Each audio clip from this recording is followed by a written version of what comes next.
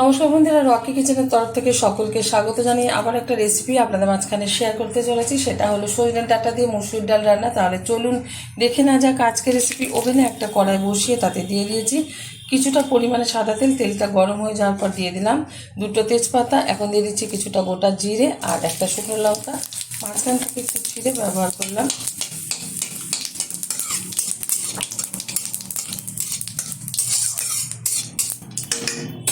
এখন দিয়ে দেবো এর মধ্যে হাফ চামচ হলুদ গুঁড়ো।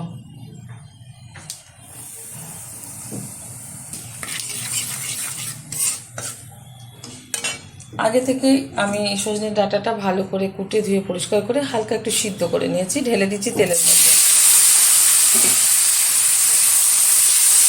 একটু নেড়ে চেড়ে নিচ্ছি।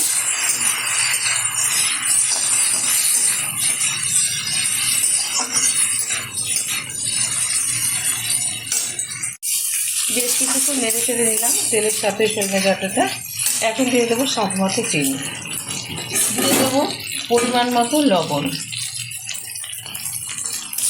আবার একটু নেড়ে চেড়ে নেব। এখন দিয়ে দেবো সিদ্ধ করে রাখা ডাল। প্রেসারে একটা এই যে সিটি দিয়ে পরিমাণ মতো জল দিয়ে সিদ্ধ করে নিয়েছি।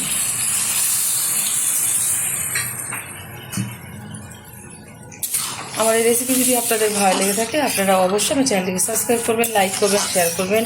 আর খুব অল্প সময়ের মধ্যে এরকম একটা সুস্বাদু ডাল আপনারা রান্না করে খেয়ে দেখবেন, ভীষণ ভালো লাগবে। যেহেতু এখন গরম, সজনে ডাঁটা কিন্তু শরীরের পক্ষে ভীষণ উপকারী। আর সজনে ডাঁটা খেলে শরীর ঠান্ডা থাকে, সেই কারণে আপনারা অবশ্যই একবার এরকম ডাল ট্রাই করতে পারেন। ফোটার অপেক্ষা ভালোভাবে ফুটলে তারপরে কিন্তু নামিয়ে নেব। 3 মিনিট হাই আছে আমি ডালটা খুব সুন্দরভাবে ফুটিয়ে নিলাম। আর ডালটা কিন্তু হয়ে গেছে, এরকমই নামাবো। আপনারা যদি এর থেকে আরেকটু ঘন রাখতে চান তাহলে আর একটু ফুটিয়ে নেবেন, কারণ অনেকে কিন্তু এইসব ডাল একটু ঘন খেতে চায়। তো আমি এরকম মিডিয়াম রাখলাম। নামিয়ে ঢেলে দিচ্ছি একটা পাত্রে। দেখা হবে পরের ভিডিওতে নতুন কোনো রেসিপি নিয়ে। ধন্যবাদ।